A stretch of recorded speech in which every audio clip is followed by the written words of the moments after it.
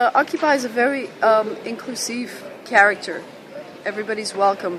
What do you do with infiltrators? I mean, there's definitely the danger of them blocking the process, dragging things out.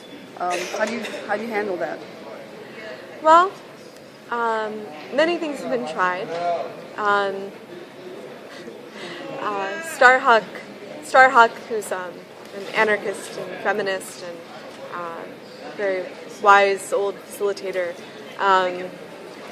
often talks about the dragons, and the dragons are people who are assigned with the role of like going out and talking to people, addressing whatever concerns they might have.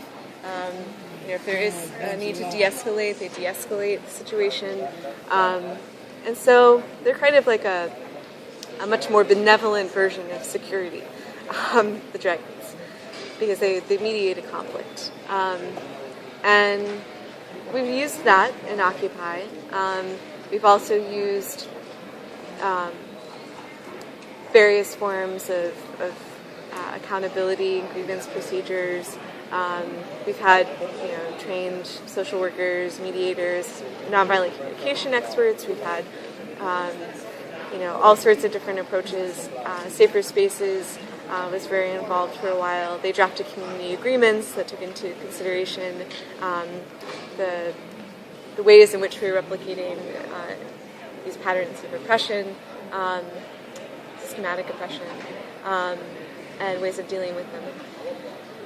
But yeah, I mean, it's very difficult. Like we weren't prepared. We were like so open and so trusting, and the state took advantage of that. It's a weakness. One that I want to keep though, because I'd rather be weak and trusting than coercive. So yeah, but we do have to figure out better ways, and we're constantly experimenting. So hopefully we'll arrive at some solution. Where do you see Occupy going in the next year?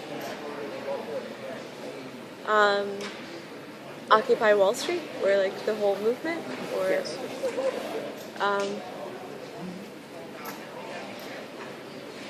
Well, so I had the opportunity to go to Madrid for this conference, Agora 99, and it was the first meeting of Occupy and the Indignados in Europe. I went as kind of a emissary, not representing anyone, but as myself, as someone who's involved with Occupy Wall Street and Strike Debt, and I mainly went to observe, and it seems that in Europe they're framing the movements as one movement, that really, Occupy and Patina are one thing. They're the movement of squares, inspired by the Arab Spring, and now taking on their own character, and that movement of squares is going in the direction of debt and democracy. So that debt is the problem. The debt system as a whole is the problem, and that democracy, direct democracy in particular, is the solution. And I do think that's one major direction that we're going in the U.S., in New York and elsewhere. Strike Debt has been articulating that analysis for a while, and they're growing. We're growing here, and then also in other cities now there are Strike Debt chapters or affiliates, and I do think that there's a growing movement around that, like within the larger movement. But I don't think it will be all-encompassing. I do think that there's a need to return to this confrontation with Wall Street. We need to build up these prefigurative alternatives, but we also need to remember to confront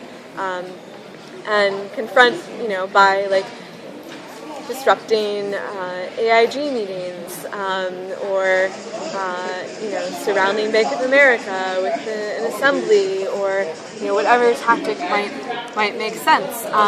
But yeah, there's a need for both. There's a need for confrontation and for building of alternatives. And that's what Occupy is going to do in the next year. I don't know. I don't speak for Occupy.